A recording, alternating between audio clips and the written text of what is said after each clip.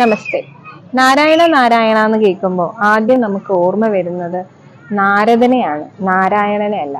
അതുപോലെ തന്നെയാണ് പലർക്കും അലരിപ്പ്, ജതിസ്വരം എന്നൊക്കെയുള്ള നൃത്തത്തിന് കൂടുതൽ പ്രാധാന്യമുള്ള ഇനങ്ങൾ ആലോചിക്കുമ്പോൾ എല്ലാവർക്കും ഓർമ്മ വരുന്നത് അതിന്റെ പാട്ടുകളും രാഗങ്ങളും ഒക്കെ ആയിരിക്കും. എന്നാൽ നൃത്തത്തെ കുറിച്ചല്ല. നൃത്തം എന്ന് പറയുന്നത്, ശുദ്ധ നൃത്തം എന്ന് പറഞ്ഞാല് അംഗശുദ്ധിയോടുകൂടി ചെയ്യുന്നതാണ്. അംഗശുദ്ധിയിൽ എന്തൊക്കെ വരുന്നു? ചാരികൾ, ഹസ്തങ്ങൾ, നൃത്തക്ഷേത്ര, ഇതെല്ലാം കൂടി ഒരുമിച്ച് വരുമ്പോൾ ഇതിന്റെ എല്ലാത്തിന്റെയും കോമ്പിനേഷൻ എന്ന് പറയുന്നതാണ് ശുദ്ധ നൃത്തം.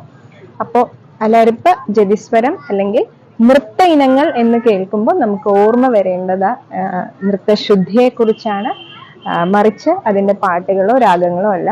എന്നാൽ ഇതിനൊക്കെ ഒരു വളരെ അഭിവാജ്യമായിട്ടുള്ള പങ്ക് ഇതിന് എല്ലാ സംഗീതത്തിനുണ്ട്, ഇല്ല എന്നല്ല.